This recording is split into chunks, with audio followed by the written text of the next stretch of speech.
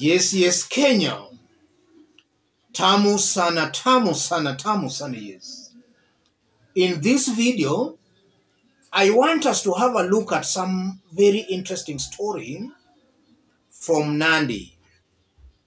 Nandi residents give CS Murkomen a 7-day ultimatum to apologize to the people of Nandi, saying they woke up early to vote for the government, yet there is a low budget allocation for roads in the county. 1st November 2023.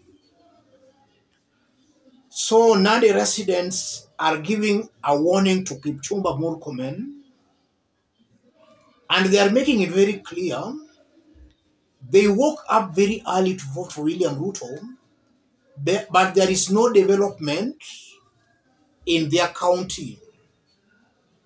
So they are sending a warning to Kipchumba Murkomen, and they want Kipchumba to apologize. That's very interesting, ladies and gentlemen. And I'm saying it's interesting because Kipchumba Murkomen does not allocate any budget at all. I want us to dig deep into this for Kenyans to understand the high-octane politics being played here. If you are watching us but you have not yet subscribed, subscribe, give this video a like. Let's proceed. Yes. What's happening here, ladies and gentlemen? Let me start by saying this. Kipchumba Murkomen does not allocate any budget. That's done in parliament. And from what we have seen in William Ruto's regime, State House controls how parliament allocates budget. So it's a fact that the budget allocations actually went the way William Ruto wanted. So if Nandi residents have got a complaint, they should direct that squarely to William Ruto and to their members of parliament, not Kipchumba Murkomen. And by directing the remarks, or rather their anger, to Kipchumba Murkomen, it confirms they are still politically naive, or they are just being used to settle some political scores. And in this case, it might be possible that some elected leaders in the Kalenjin nation, they see Kipchumba Murkomen as a threat as far as the succession politics of the Kalenjin nation are concerned. So they want to break Kipchumba Murkomen's legs early in advance. That's something that is happening here. Secondly, I'm seeing a very high possibility where Nandi residents are cleverly, indirectly, sending a message to William Samoei Ruto. We woke up very early in the morning, voted for you, but you have let us down. We are not seeing any development. This might be an indirect message to William Samoei Ruto. And if that is the case, it confirms beyond any reasonable doubt that William Ruto is not living up to the expectations of those who voted for him. He's not performing. And that also means even those who supported him are now losing faith and confidence in his rule. That can only mean Ruto is growing and getting more and more unpopular amongst those who supported him. That's also coming out very, very clearly. And for those who can remember, about 4 days ago, we saw Bomet Governor Hilary Barchok coming out in the open to complain that the government was not actually serving Bomet people very well. In that Kenya Kwanza top leaders, anytime they go to Bomet, it's just politics. no development at all. And now we are seeing Nandi. Tomorrow it will be Uasin. And already we have seen the mountain complaining.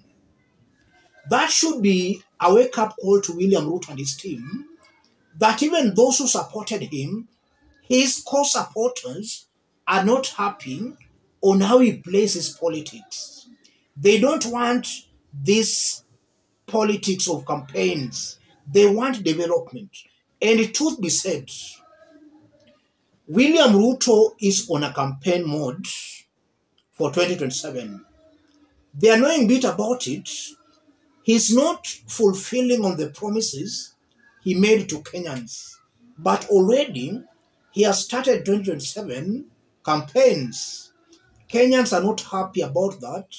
Kenyans are telling William Ruto, stop the early campaigns, settle down, and deliver on your promises. That's what I'm seeing here, ladies and gentlemen. And the complaint from Nandi, that can also be an indictment on these elected leaders supporting William Samoei Ruto. Instead of serving their people, they are serving the executive.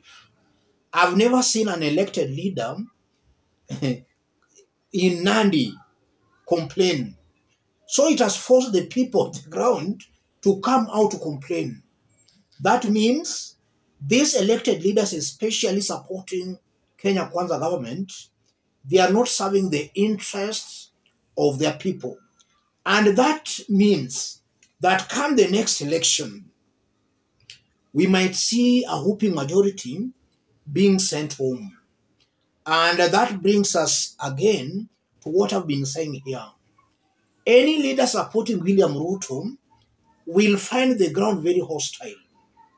In fact, the people will be more ruthless with them than they will be with William Samoei Ruto. And already you have started seeing signs of that, ladies and gentlemen. As I conclude, the Bible is very clear. My people perish for lack of knowledge. If you elect people who cannot deliver, people who are just good in politics, there will be no development. If an election was to be done today in Nandi, will they vote again for William Ruto? That's the big question. My people perish for lack of knowledge. Unless and until Kenyans realize that, they'll continue perishing. Let me stop it there. If you are watching us but you have not yet subscribed, subscribe, give this video a like. Any other person who may want to support our forum, contact me through that number below. Or feel free to channel any kind of a support to that number. Let's meet in our next analysis. Thank you. Mafuta!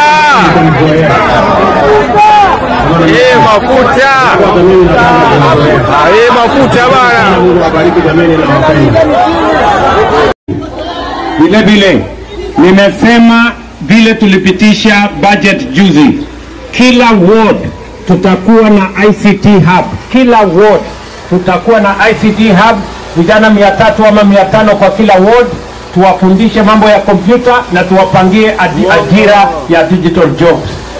Hii vijana mko tayari kwa hiyo digital jobs? Mko tayari?